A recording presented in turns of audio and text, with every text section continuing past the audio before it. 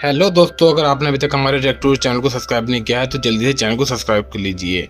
आज हम बात करने वाले हैं जो मूवी 2025 में थी, अवतार फेयर एंड ऐश। जी हाँ दोस्तों, इसकी कहानी पंडोरा पर शांति के टूटने से शुरू होती है। जैक सली अपने परिवार नेतारी लो आक करी और बाकी बच्चों के साथ समुद्री कबीले मेटाकाइना के बीच रह रहा होता है। पानी, आसमान और विशाल जीवों के बीच उनका जीवन धीरे धीरे सामान्य होने लगता है। लेकिन जैक को हमेशा यह डर रहता है कि इंसान फिर से लौटेंगे। एक दिन आसमान में विशाल धुएं से भरे जहाज दिखाई देते हैं और पूरी समुद्री कबीला सतर्क हो जाता है। आरडीए पहले से ही ज्यादा ताकत के साथ वापस आ चुका होता है। इंसान इस बार सीधा हमला नहीं करते बल्कि पेंडोरा के अलग अलग नाविक कबीलों के बारे में जानकारी इकट्ठा करते हैं। जैक को पता चलता है कि दूर ज्वालामुखी वाले क्षेत्र में एक रहस्यमय कबीला रहता है, जैसे ऐश पीपल कहा जाता है। यह कबीला बाकी नावी से अलग है। उनकी त्वचा राग जैसी धुसार, आंखें तेज और हथियार आग से जुड़े होते हैं। वे एविया से दूरी रखते हैं और मानते हैं उन्हें खुद अपनी ताकत से जीना होगा। उनका नेता विरांग एक कठोर और निडर योद्धा होती है जो अपने लोगों को सिखाती है कि दया कमजोरी है। आरडीए गुप्त रूप से अश्कलान से संपर्क करता है। वो उन्हीं के हथियार, उड़ने वाली मशीनें और आग फैलाने वाली तकनीकें देता है। बदले में वो चाहते हैं कि अश्कलान जंगल और समुद्री नावें कबीलों पर हमला करें। वरांग, जो पहले ही बाकी कबीलों से नाराज है, वह सौदा स्वीकार कर लेती है। कुछ ही दिनों में जंगलों में आग लगने लगती है। गांव में अचानक हमले होते हैं और नावी पहली बार किसी दूसरे नावी से डरने लगते हैं।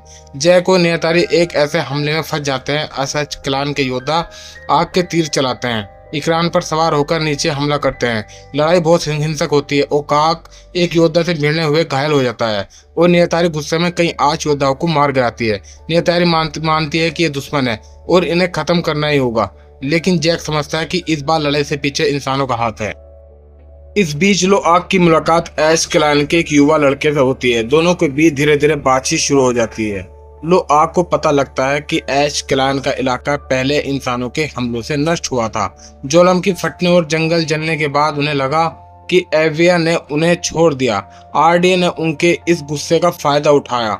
लो आग यह बात जैक को बताता है और जैक समझ जाता है कि योद्धा नाविक को आपस में लड़ने आने की एक चाल है।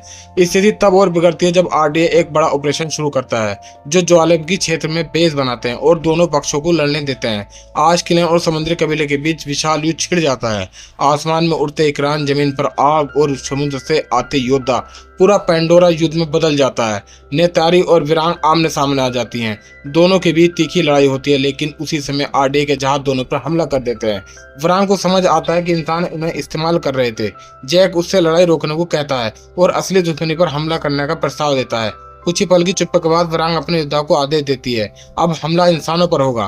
पहली बार अश्कलान और बाकी नाविक साथ लड़ते हैं। ज्वालामुखी के विस्फोट के बीच आरडीए बेस पर धावा बोलते हैं। उड़ते जीव जहाजों से टकराते हैं, जमीन पर विस्फोट होते हैं और आखिरकार मुख्य जहाज नष्ट हो जाता है। लड़ाई खत्म होने के बाद पेंडोरा में अजीब सी शांति छा जाती है। अश्कलान और बाकी नावा एक दूसरे की शक की नजर से देखते हैं, लेकिन युद्ध पर रुक जाते हैं। वरांग जैक से कहती है कि उनका कबीला अलग रहेगा। वे पूरी तरह किसी पर भरोसा नहीं करते। जैक समझता है कि शांति अस्थायी है। आखिरी दृश्य में ज्वालामुखी की राख आसमान में उड़ती है। दूर स्थानों के बचे हुए जहाज संकेत भेजते दिखते हैं, जिससे पता चलता है युद्ध अभी खत्म नहीं हुआ है। इसने भी हमारे चैनल को अभी तक सब्सक्राइब नहीं किया है, जल्दी से चैनल को सब्सक्राइब कर लीजिए, क्योंकि हमारे चैनल पर इसी तरह की एक्सप्लेनेशन मूवी की वीडियो लाते रहते हैं। और आपको अगर हमारी वीडियो अच्छी लगी तो चैनल को सब्सक्राइब और वीडियो को लाइक और शेयर करना बिल्कुल ना भूलें। और बेल आइकन का बटन जरूर दबाइए ताकि हमारी आने वाली वीडियो को नोटिफिकेशन आपको मिलता रहे। जय हिंद, जय भारत, और मिलते हैं अब नेक्स्ट वीडियो में। Bye bye.